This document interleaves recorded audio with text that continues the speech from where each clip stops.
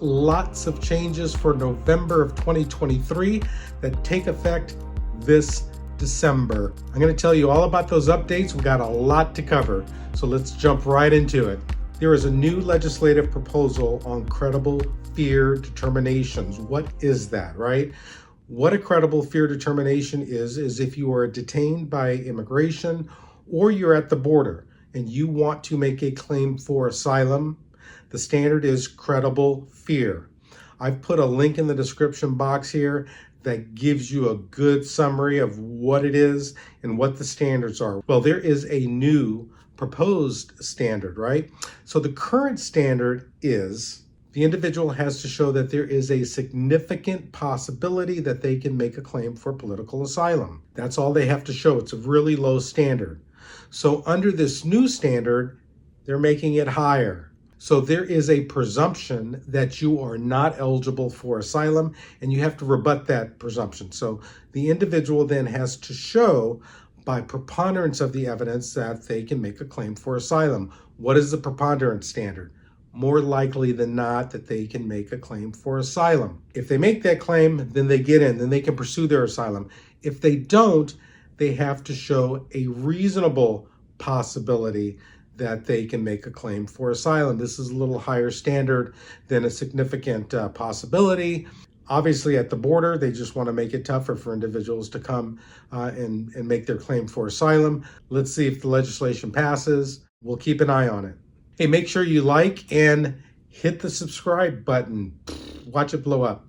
All right, you need to check your advance paroles.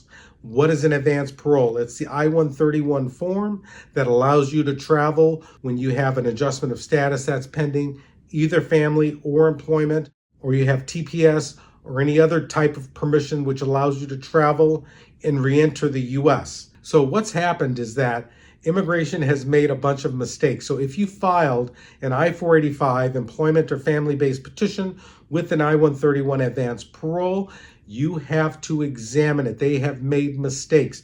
They have put TPS status as opposed to adjustment of status designation on there. So here is an advance parole. Let me show you. If you look at this second paragraph here, it says parole for purposes of adjustment of status in the U.S. That's a correct advance parole. If you have to pursue TPS and you filed an adjustment of status, that's not correct. So what you need to do, if you need to travel urgently and you've seen this, that there's a mistake on your advance parole, you can make an InfoPass appointment at the field office closest to you.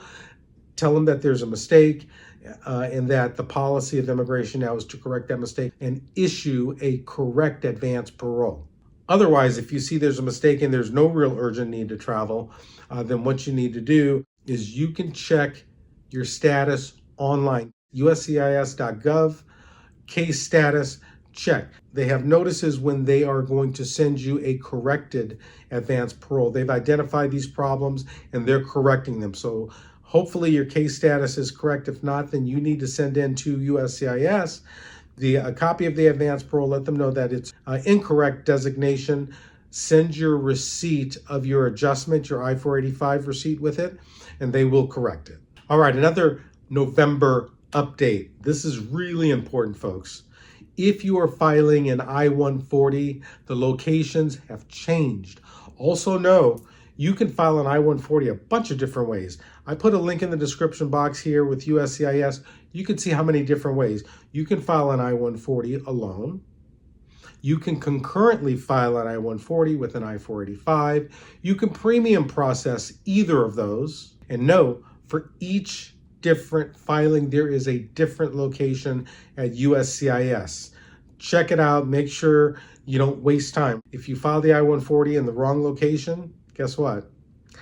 It will come back maybe in 3 months, maybe in 4 months, and it'll say rejected and you've lost 4 months on your case. Make sure you're filing that I-140, which is an employment-based petition, in the correct location. Alrighty, finally in November, Ecuador is included in the Family Reunification Program. I put a link in the description box below. It'll take you right to the Family Reunification page. You need an approved petition for a family member on an I-130 and you make your application for the parole. Coming to the U.S., you can wait while your priority date is pending. Here in the United States, you can get a work permit, you can work. Hey, YouTube family and GN subs, thanks so much for watching GrayLaw TV. Remember to click that subscribe button, blow it up. I'm getting close to 100,000, help me out. And make sure you go to my playlist. Make sure you go to my frequently asked questions. There's content, there's really good videos, a lot of legal, good immigration information. Hey, we'll see you next time.